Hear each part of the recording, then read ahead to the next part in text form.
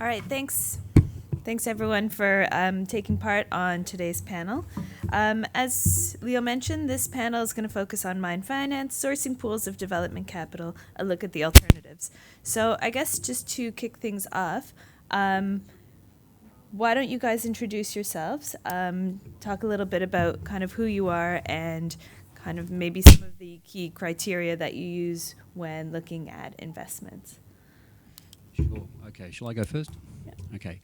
My name's James Morrison, and I'm a co-manager of the Gresham Resources Royalties Fund. We're a newly established $150 million fund with Gresham, Regal, and my business partner and myself.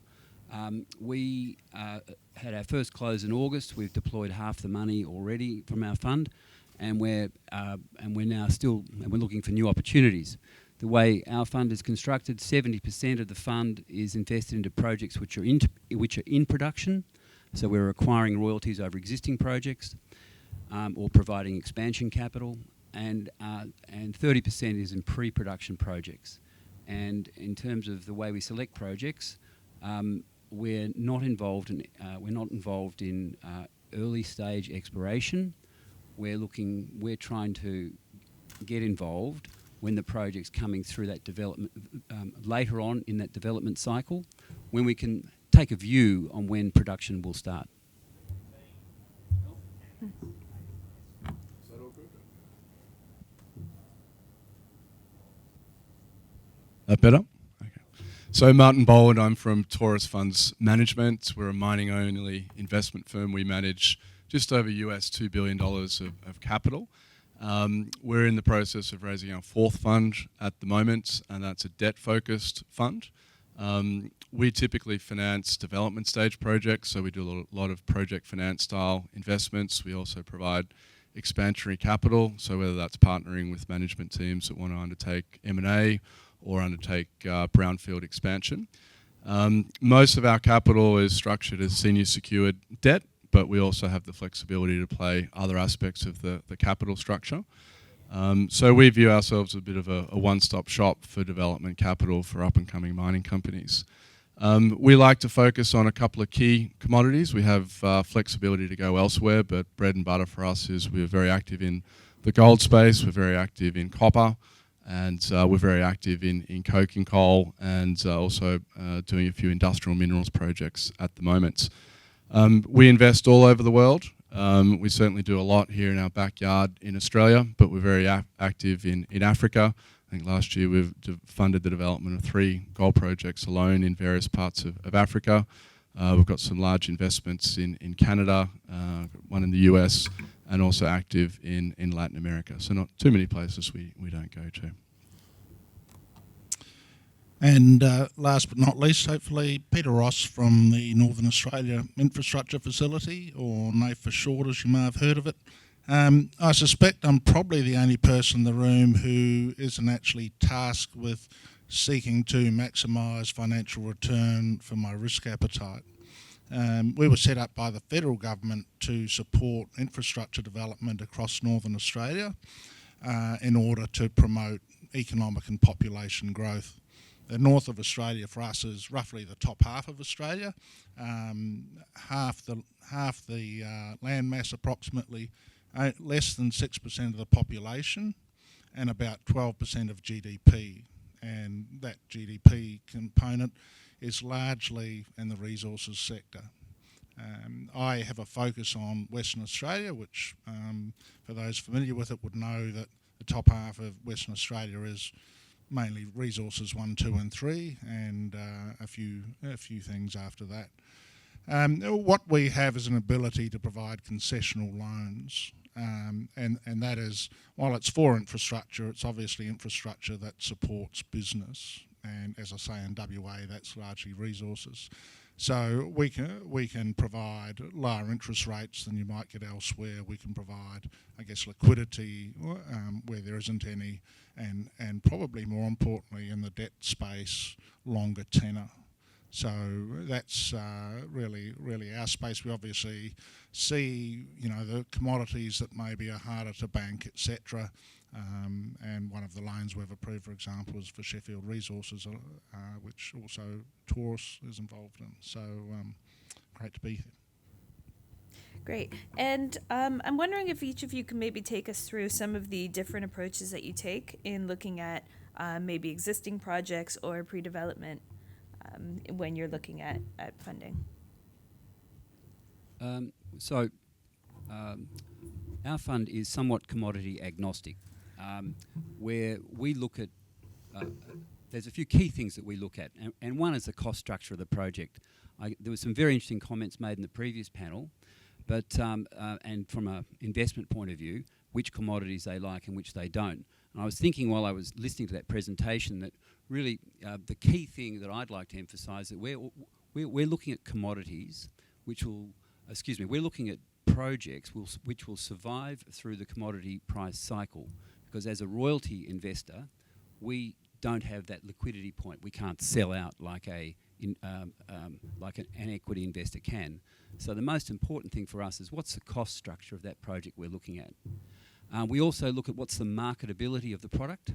How difficult is that marketing? And if you think about marketing, gold's the easiest. You just deliver it to the mint, and then a rare earth element will have to be sold under a specific contract to probably a company I've never heard of, most likely in China.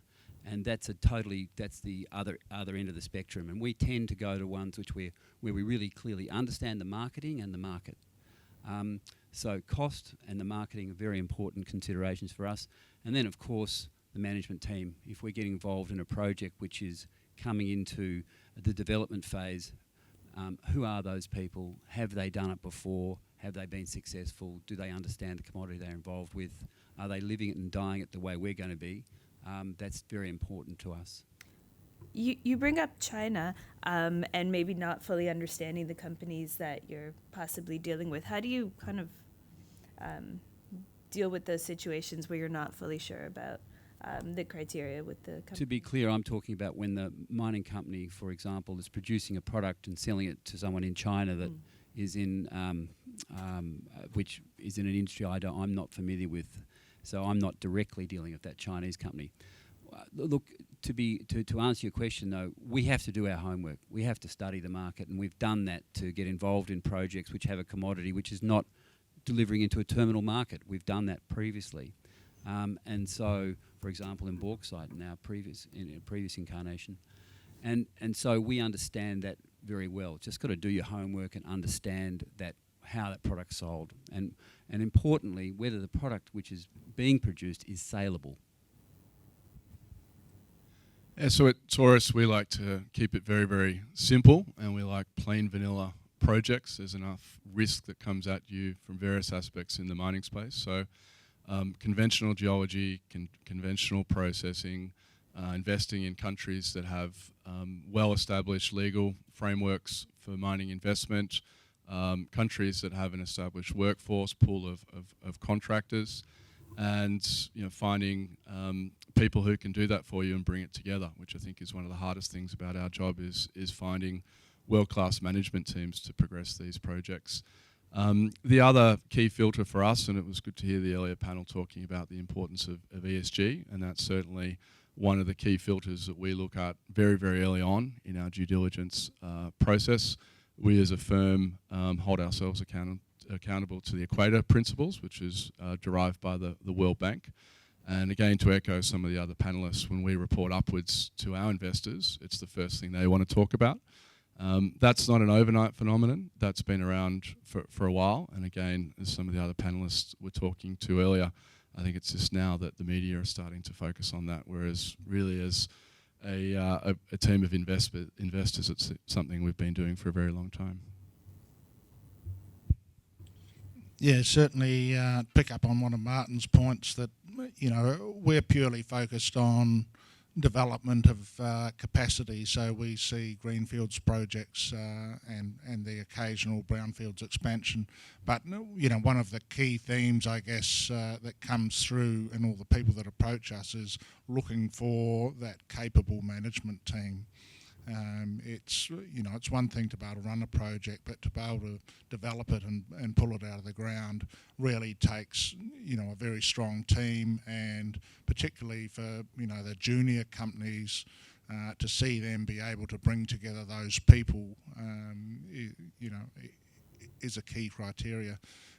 As a government entity, we have a fairly robust ESG approach, and I think when you're in the debt space as well, you're obliged to have that, because if you want to have ability for refinancing in the future, etc., that banks out there and everyone is typically certainly the Equator Principles and potentially more in terms of their requirements in that space. Having said that, I mean, in Australia, generally is coming off a pretty strong base with most projects and environmental requirements anyway.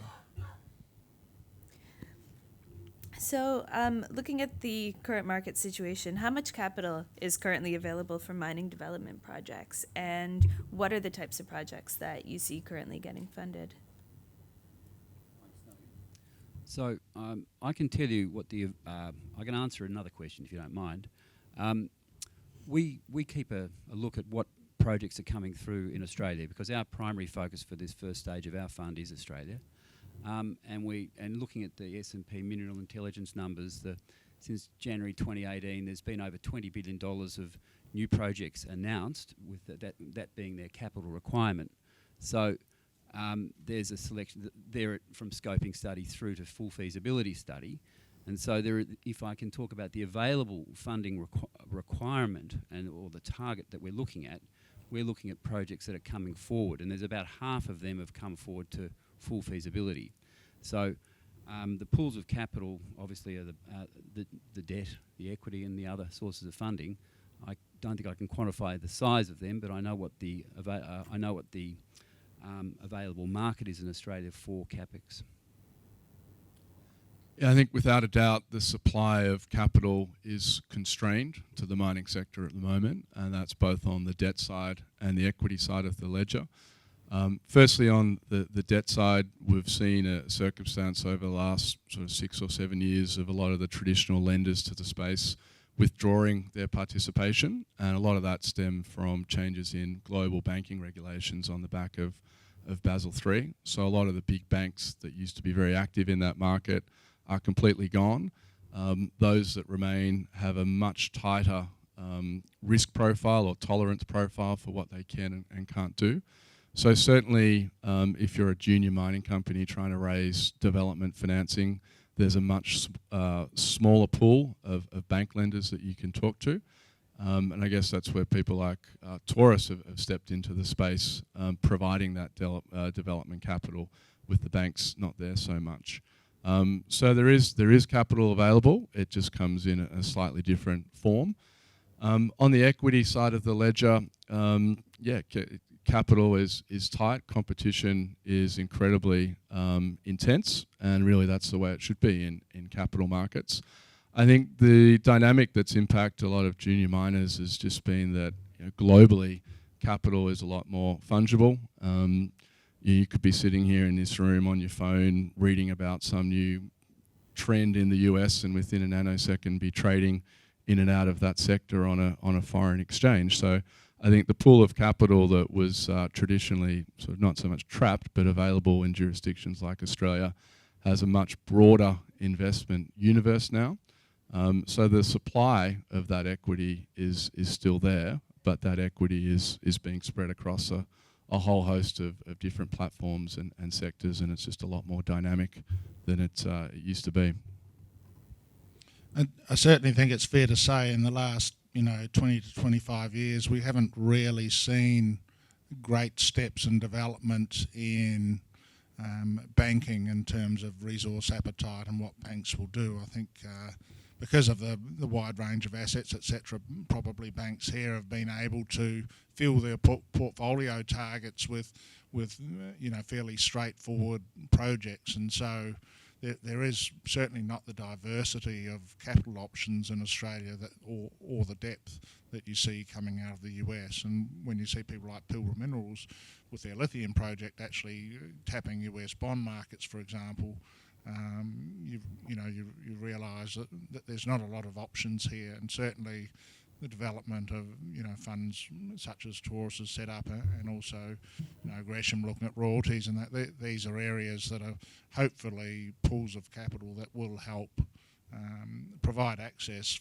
particularly for the non-mainstream projects and things like that, where people can get a project up that might look economic, but there are very few investors to actually tap outside of the equity markets. And how do you see the current kind of global economic situation affecting the availability of credit for companies? Is it...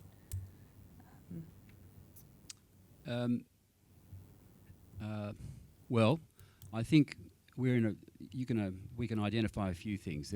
Interest rates are very low and look like they're going to remain low, at least for the short to medium term.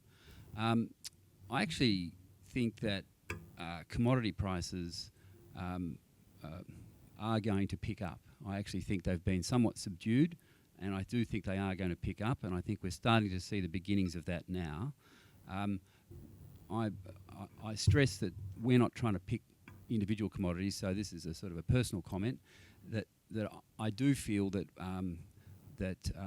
there has been underinvestment in many different commodities, but there are commodities which are in different points of their own cycle. So if you think, we talk about it like this. We talk about the uncoordinated supply response to the perception of demand, right? So take lithium. People assume there's a market there for all this lithium, and so we had this massive response on the supply side. And I've no doubt those projects that lithium will get used. It will go into EV vehicles or storage batteries or whatever. It's just the timing. And so, you can say that the supply side got well ahead of the demand.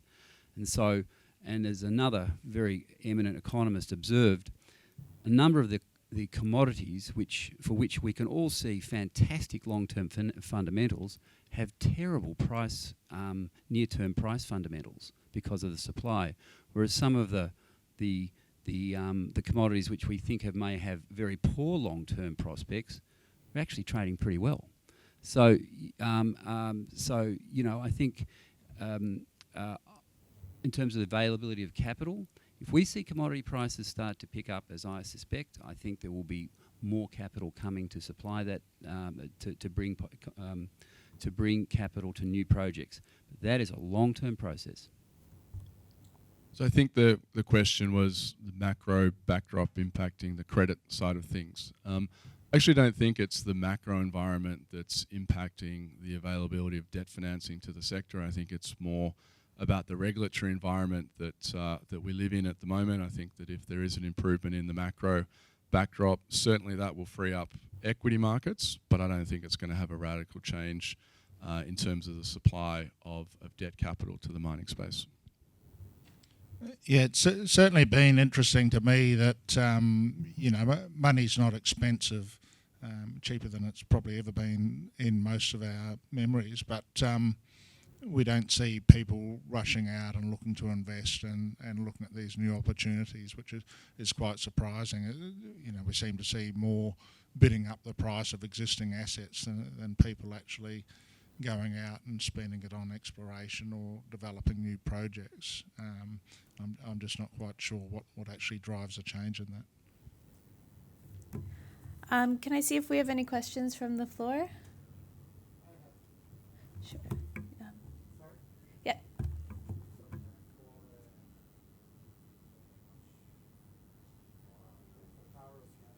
You have mentioned that you invested investments in Africa. Africa is a continent. Can you specify which countries? And how did you deal with compliance, or what were the main challenges to decide? What is the greenfield? What is existing? What is the government-owned projects? And then the other aspect is the main hurdle is not really the mine itself, it's the compliance, how to bring the investment in. So if you can elaborate about this.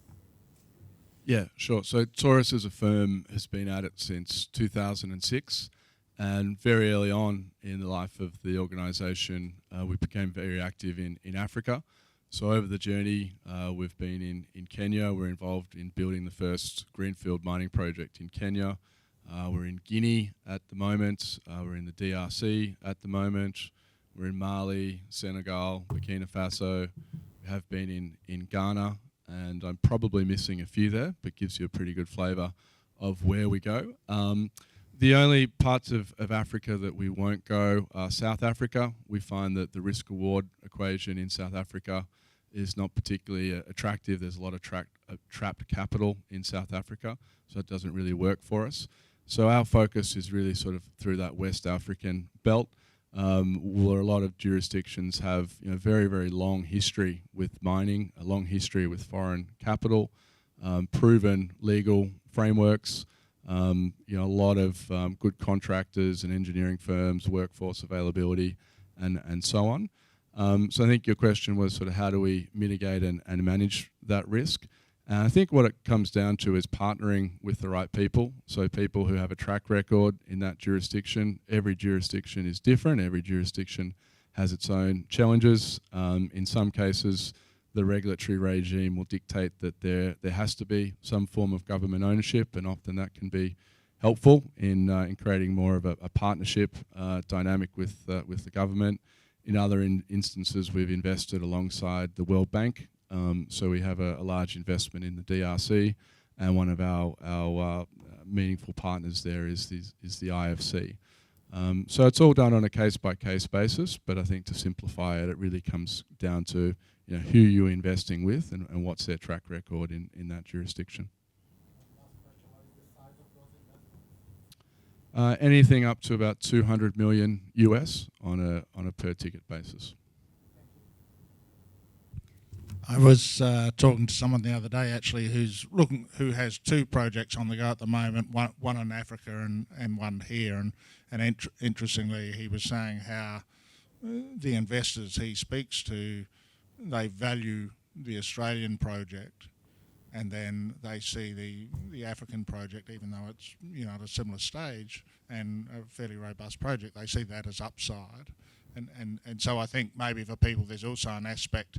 I'm sure the African projects for Taurus are a certain component of the portfolio, and it's probably easier for people to take a risk on a project in a jurisdiction they don't understand as well, or see more risks when it's part of a portfolio, rather than being a major component of the company or their investment. Do we have any other questions from the floor before we continue? And so, looking at private funding versus the public capital markets, where do you generally see the future for mine finance lying? Between private and public markets. So, I think as a number of people has pointed out, with the banks pulling back from providing the funding which they once did in the past, a number of the investment banks that once existed are no longer there. There has been all kinds of different pools of private capital that have come together. And that has been from different parts of the world. In our own recent experience, we raised money from only in Australia for our fund. We didn't raise it externally.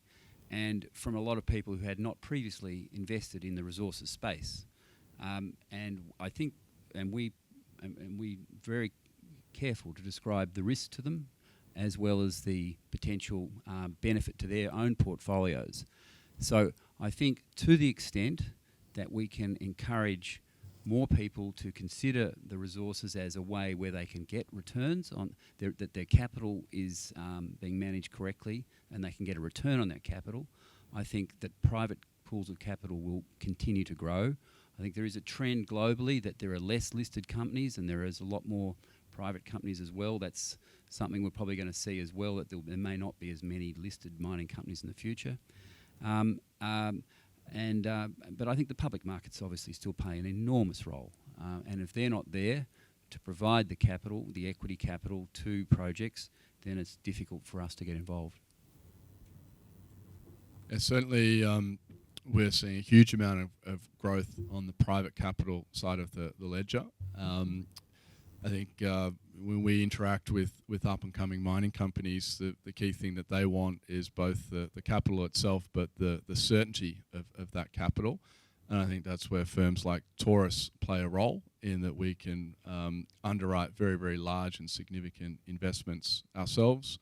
We can structure it as a very, very simple, clear and time-efficient process for that sponsor. So we're seeing that strategy get a huge amount of traction in the market. But as James said, we all need public market capital there to complement that private capital. So I don't think it's sort of one or the other. It needs to be both. And if we're providing debt capital to a sponsor, we also need public equity to be available to help that get that project off the ground. So I think they need to go hand in hand.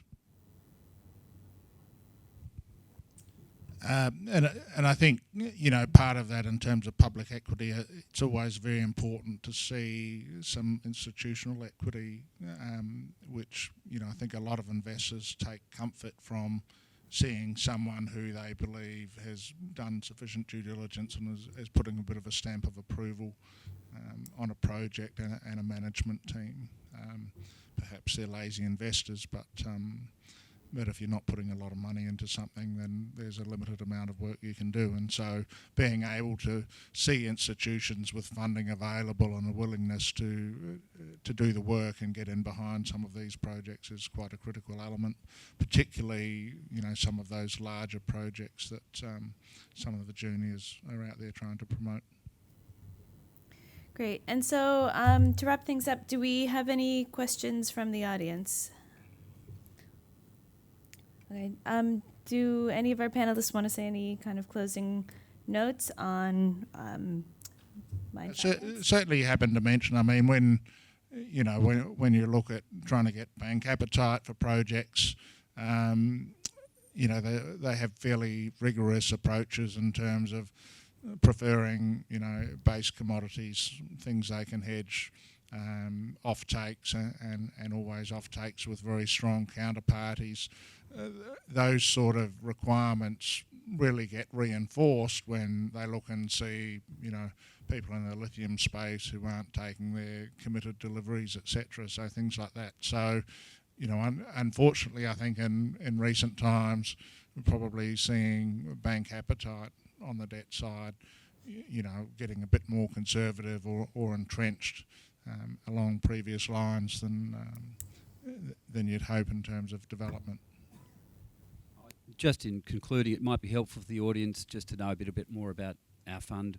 If we're going to write a ticket, it's going to be between $10 and $40 million. We're that gap of funding between potentially a substitute for equity. We're never going to replace debt, and we see this business and these forms of capital growing enormously over the near to medium term, and the opportunities that we believe will present themselves. We think there'll be plenty of them. All right, great. So can I get a round of applause for the panelists today?